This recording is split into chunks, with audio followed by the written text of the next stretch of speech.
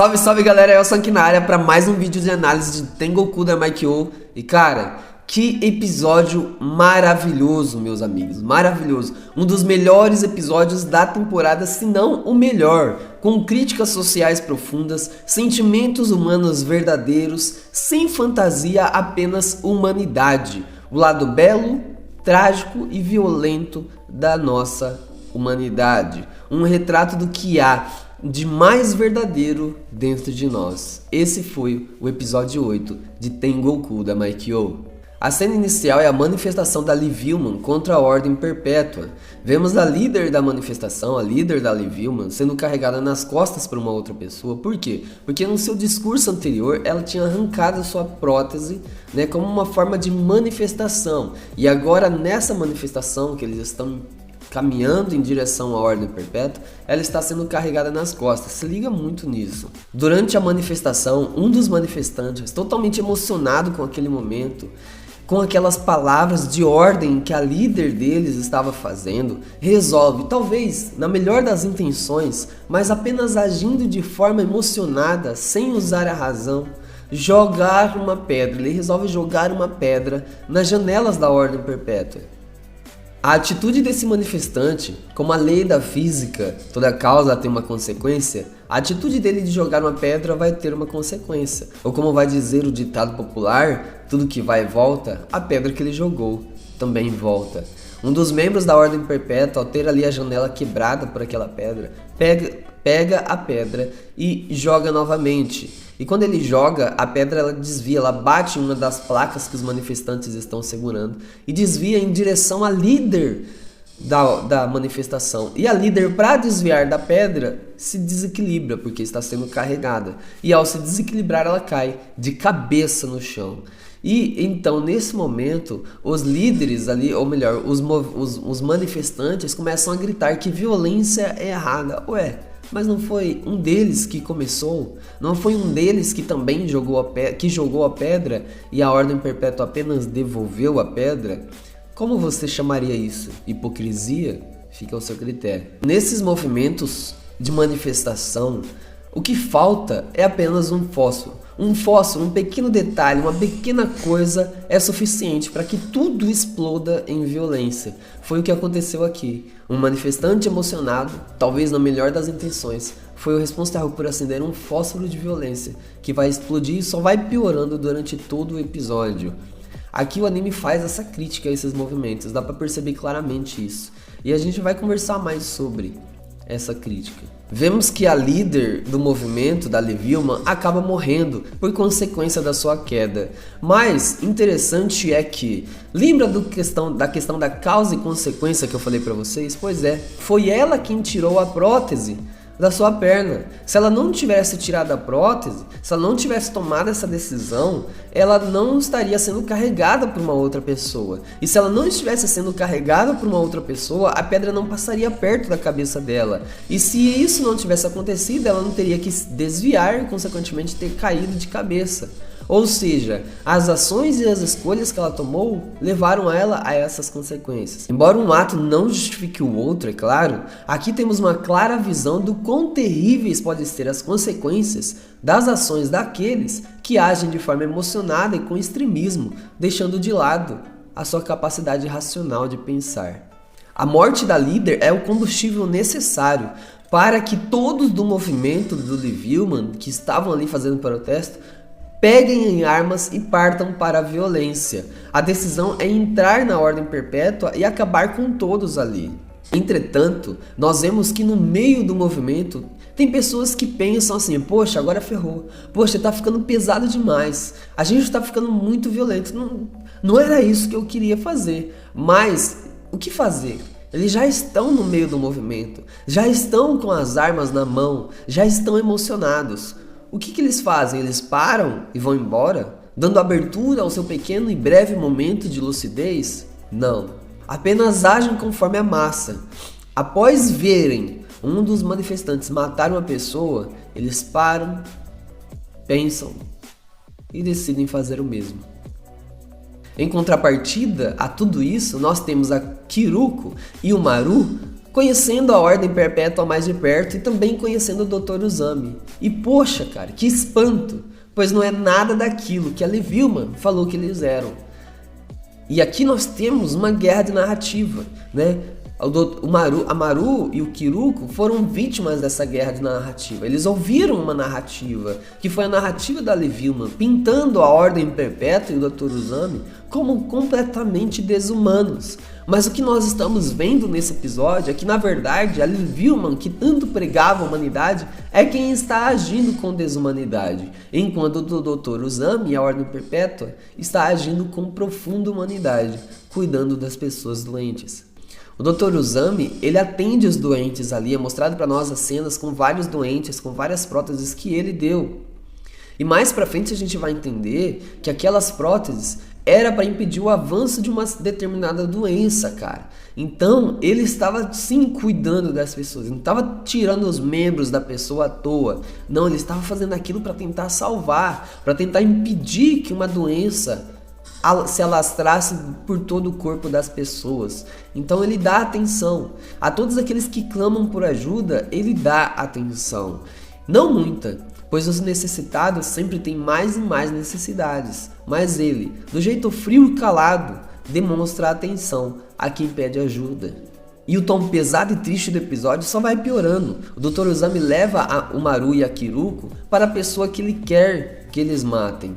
E quando nós vemos essa pessoa, é uma pessoa totalmente sem os membros do corpo, totalmente enfaixada, apenas com um olho pro lado de fora. E esse pobre ser humano que está ali acamado é uma mulher, não fala, não ouve de forma natural, mas fala e ouve usando aparelhos, tecnologia. Tecnologia é essa que a mantém viva, que foi o Dr. Uzami quem construiu. Ele então revela que essa mulher doente está nessa situação porque ela pegou uma doença.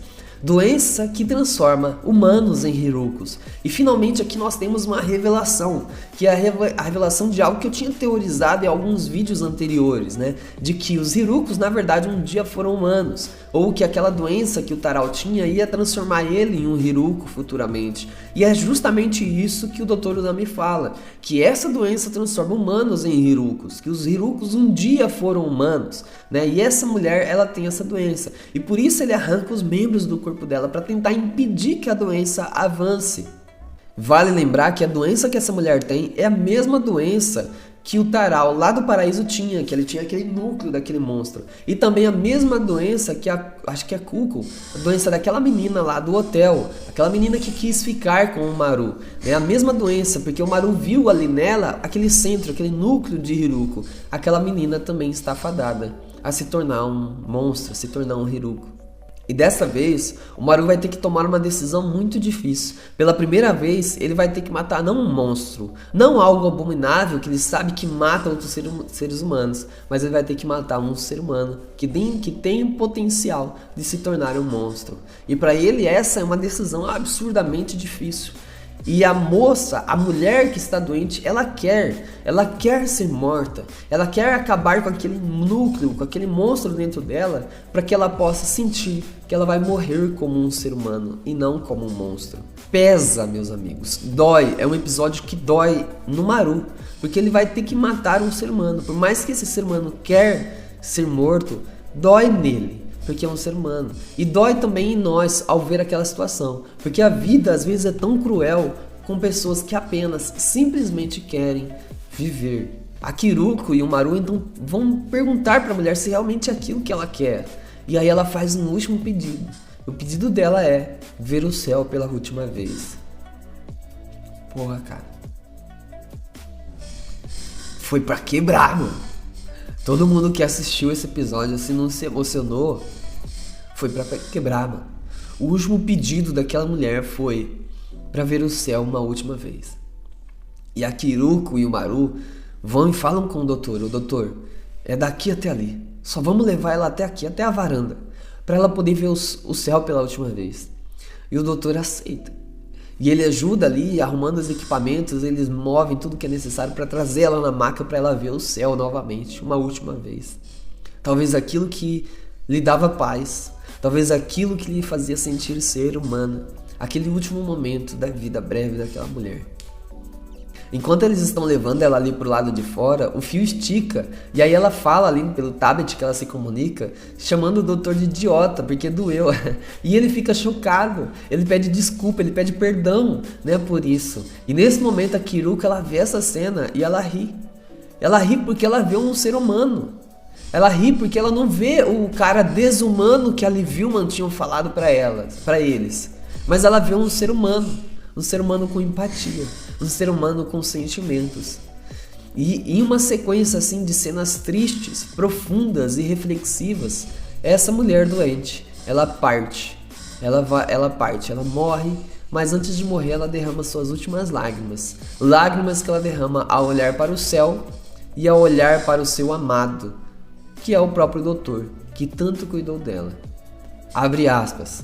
Galera, vocês estão ouvindo um barulho aqui, mas é porque tá ventando bastante. Aí quando venta, fica fazendo um barulho aqui no telhado, mano.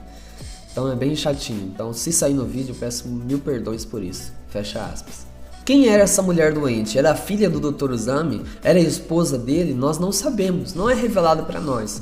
Mas nós sabemos que os dois tinham uma ligação muito profunda, os dois se amavam.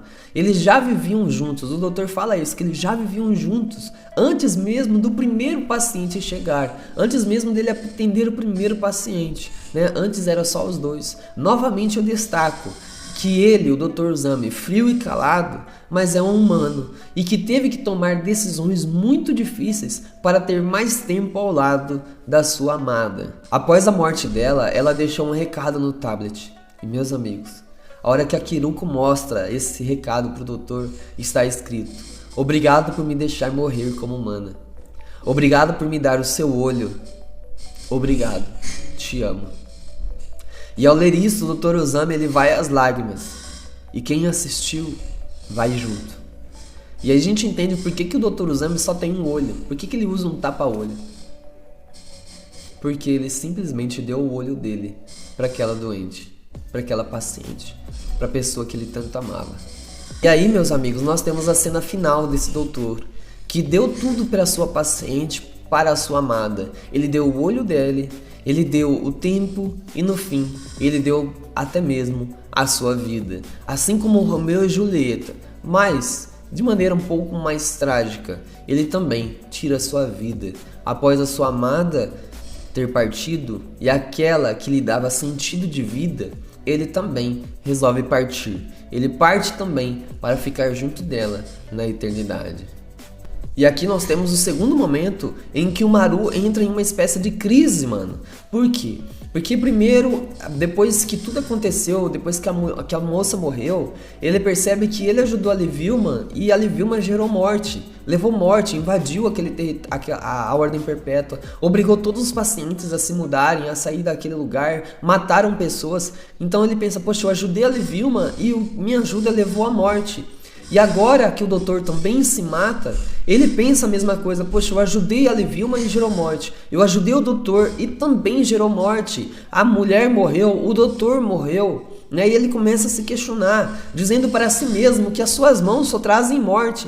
E a Kiruko diz que não, para ele não pensar dessa maneira, porque toda vez que ele mata um Hiruko, ele está impedindo que esse Hiruko mate outras pessoas inocentes. Então ele faz sim o bem. As suas mãos, o seu poder, a sua habilidade também tem capacidade de fazer o bem, né? Para ele não ficar naquela crise. Vemos a Liv-Ullmann então assumindo o prédio da Ordem Perpétua e felizes ali porque tem energia, lá tem geradores de energia e com aquele lugar eles vão poder reconstruir o mundo, né? Hipócritas porque pregavam a desumanidade, mas praticaram a desumanidade para chegar nos seus objetivos. É aquela velha história dos fins justificam os meios, né? Mas como eu falei para vocês, que tudo tem uma causa e consequência, tudo que vai e volta, o mal que a Liv-Ullmann plantou, eles vão colher. E por que eu digo isso? Porque no prédio, lá no estacionamento, onde o Maru e a Kiruko mataram os Hirukos, os comedores de gente, nos é revelado que sobrou um comedor de gente, sobrou um Hiruko debaixo de um carro escondido, ou seja, eles vão morrer. Antes de partir, a Kiruko ela pede informações para os pacientes da Ordem Perpétua sobre o doutor misterioso que fez a cirurgia nela e sobre o Robin. E os pacientes dizem não conhecer aquele doutor misterioso, mas reconhecem a foto do Robin, cara. reconhece não com o nome de Robin, mas com o nome de Dr. Inazaki. E aqui, meus caros amigos, a Kiruka ela fica em choque, né? Porque pela primeira vez ela tá tendo notícias positivas do seu amigo Robin. Ela fica em choque e animada, né? Finalmente ela tem informação de que o Robin está vivo e que está por aí. Algumas dúvidas ficam no final desse episódio. Na cena em que o Dr. Uzami ele vai ali se matar, tirar a sua vida, ele tá nas mãos com um broche, ele fica olhando para aquele broche como se fosse algo importante para ele. E é o mesmo broche que tem na arma da Kiruko, né? E aí a gente fica pensando, porra, por que ele tem um broche desse? Será que o Dr. Uzami já foi do laboratório? Será que ele já trabalhou no laboratório? A cena final do episódio é um sonho da Mimi Haim, a menina lá do laboratório, aquela que tem aquelas espécies de visões. A Mimi Haim tem um sonho onde ela tá num lugar todo escuro e vai se tornando mais e mais escuro, até que chega alguém. Não é mostrado pra nós o rosto dessa pessoa, mas essa pessoa traz uma luz muito grande, deixa a Mimi Haim feliz, deixa ela contente, e os dois dão a mão e saem caminhando ali em direção à luz, mano. E ela acorda desse sonho e é mostrado pra nós ela acordada ali toda feliz. A Tóquio chega e pergunta o que ela tem. Ela diz apenas que teve um sonho e que esse sonho deixou ela muito feliz. E aí a Tóquio fala, que sonho foi este? E a Mimi Haim diz que não se lembra do sonho, né? Mas que esse sonho deixou ela feliz. E nesse momento eu fiquei assim, porra, como que eu vou teorizar algo em cima disso? Que coisa enigmática. Mas eu acabei vendo algumas teorias da galera em comentários. E assim, uma das teorias que corre é que a Mimi Haim é a mulher que morreu e que o Dr. Uzami é o Shiro, aquele menino do laboratório que gosta dela. E aqui a minha cabeça explode, mano. Explode porque na verdade, se isso for real, então o que a gente vê, a história do Maru e da Kiruka é uma história no futuro. E as crianças do laboratório estão no passado. E faz sentido porque a Mimi Haim é a menina que tem essas visões, que tem esses pressentimentos. E o Shiro é o menino que gosta da tecnologia e que gosta da Mimi Haim. E aí você vai vendo que as coisas vão se encaixando, porque assim como o Dr. Uzami morreu, se matou numa espécie de Romeu e Julieta para ficar ao lado da sua amada, nós vemos que no sonho da Mimi Haim ela está entrando em uma escuridão como se ela estivesse morta, como se ela tivesse morrido, mas aí aparece alguém, e esse alguém dá a mão para ela e caminha em direção à luz. Ou seja, ela tinha morrido primeiro, mas ali chegou o seu amado, e o seu amado traz luz na vida dela. Mano, se for isso, cara, que plot twist, né? Vou gostar muito, tomara que seja, porque agora eu não consigo pensar que não seja isso. Porque afinal de contas, por que o Dr. Uzami estaria com aquele broche? Talvez para revelar isso, que ele e aquela moça doente estavam no laboratório. Faz sentido isso pra você? O que você achou desse episódio? Deixa aí nos comentários, por favor. Deixa nos comentários o que você achou desse episódio, porque ele foi simplesmente maravilhoso. Cara, maravilhoso, foi incrível, incrível, incrível. Acho que o melhor episódio da temporada. Então deixa aí nos comentários. Você que não é inscrito, por favor, se inscreve, mano. Ativa o sininho, eu conto muito com a sua ajuda. A sua inscrição me ajuda demais, demais da conta. E ativa o sininho pra você ficar por dentro de tudo que vier novo aqui no canal, de Tengoku Daimai-Kyo, dessa obra que está maravilhosa. Muito obrigado por você que assistiu até aqui. Deus abençoe a sua vida. Tamo junto, até a próxima.